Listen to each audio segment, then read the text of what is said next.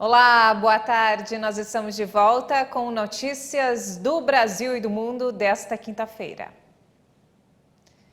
E o Senado aprovou uma medida provisória que obriga os planos de saúde a cobrirem remédios orais contra o câncer. O texto volta à Câmara dos Deputados para ser novamente analisado nesta quinta-feira ou vai perder a validade. O plenário do Senado Federal aprovou a medida provisória que torna obrigatória a cobertura por planos de saúde de remédios de uso oral contra o câncer. A relatora, a senadora Daniela Ribeiro, fez alterações no texto e, com isso, a matéria retorna à Câmara para mais uma análise. Pela proposta, os planos devem fornecer o tratamento contra o câncer desde que haja prescrição médica, registro na Agência Nacional de Vigilância Sanitária e a aprovação do medicamento no rol de procedimentos da Agência Nacional de Saúde Suplementar. Ainda segundo o texto, os remédios devem ser fornecidos diretamente ao paciente ou ao seu representante legal em até 10 dias após a recomendação do médico. A relatora especificou ainda o prazo para que a ANS avalie a incorporação desses remédios que teriam prioridade na análise, 120 dias, prorrogáveis por mais 60, ou seja, um total de 6 meses. Por se tratar de uma medida provisória, ela tem validade imediata a partir da edição do Executivo e deve ser aprovada pelo Congresso em até 120 dias. E olha só, o Ministério da Saúde recomendou a quarta dose da vacina contra a Covid para adolescentes imunossuprimidos. 3 doses devem ser no esquema primário e a quarta vai ser de reforço. O Ministério da Saúde passou a recomendar que adolescentes imunossuprimidos de 12 a 17 anos recebam 4 doses de vacina contra o coronavírus. Segundo a pasta, 3 delas devem ser no esquema primário e a quarta dose vai ser de reforço. Esse reforço deve ser aplicado 4 meses depois da terceira dose. Apenas a vacina da Pfizer pode ser utilizada nesses casos. Os adolescentes imunossuprimidos incluem aqueles com hemodiálise, tratamento de câncer ou que vivam com HIV. Atualmente, a orientação de aplicar uma quarta dose da vacina já vale para a população imunossuprimida com 18 anos ou mais. O governo federal estuda dar uma quarta dose também para os idosos. A Airbus e a Air France vão ser julgadas a partir de outubro pelo acidente do voo Rio-Paris em 2009. O processo havia sido encerrado 10 anos depois, para a tristeza das famílias das vítimas, que buscam justiça até hoje. Em 1º de junho de 2009, o voo AF447, que cobria a rota Rio de Janeiro-Paris, caiu no meio do Atlântico, matando todos os passageiros e tripulantes a bordo.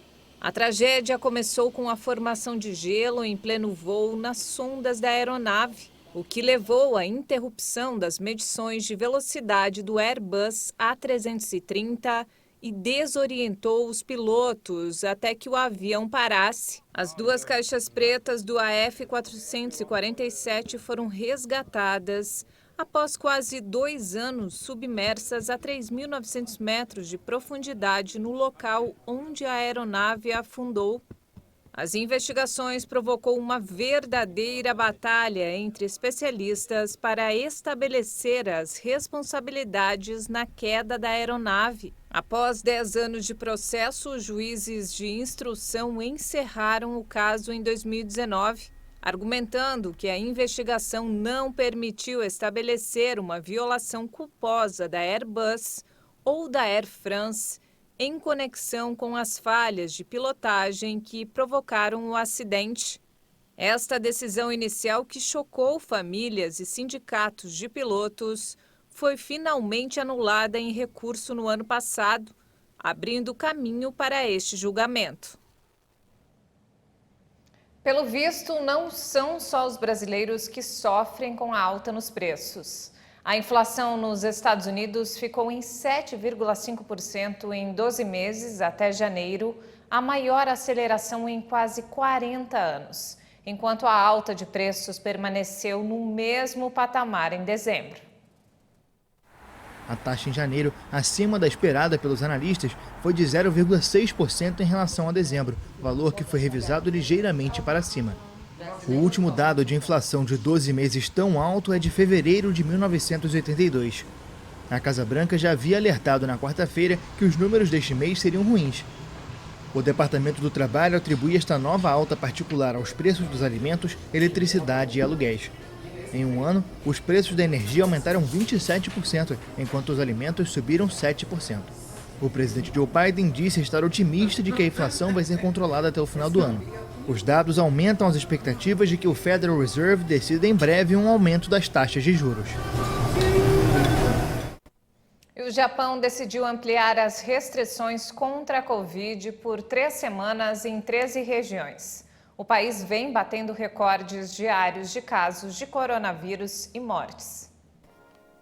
O primeiro-ministro do Japão informou que o governo está prorrogando as restrições para conter a Covid-19 em Tóquio e em outras 12 regiões do país por 3 semanas. A decisão vem após a variante Ômicron do coronavírus se espalhar e o país bater recordes diários de casos e mortes pela doença. As medidas de quase emergência incluem restrições no horário comercial dos restaurantes. O governo central também deve criar cerca de 1.000 instalações médicas temporárias para o tratamento de pacientes com coronavírus, juntamente com os governos regionais de Tóquio e Osaka.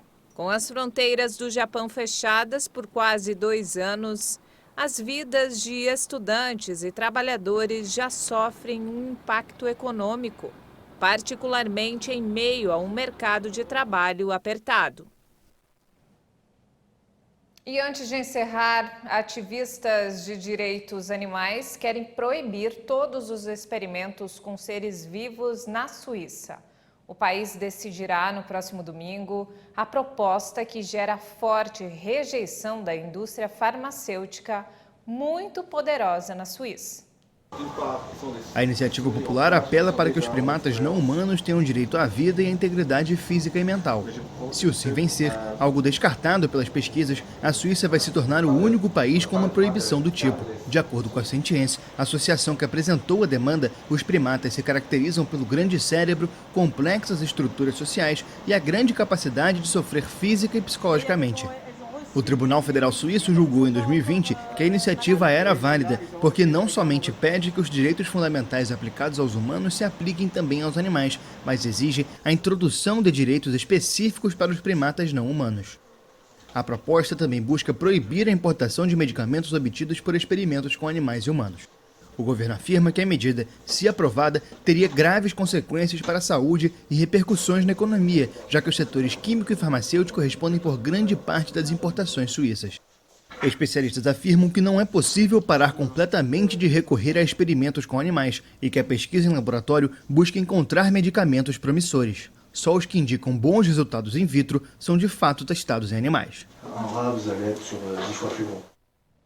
E essa edição fica por aqui. Mais informações daqui a pouco às 6h30 da tarde com Maria Alice Dias. Obrigada pela companhia.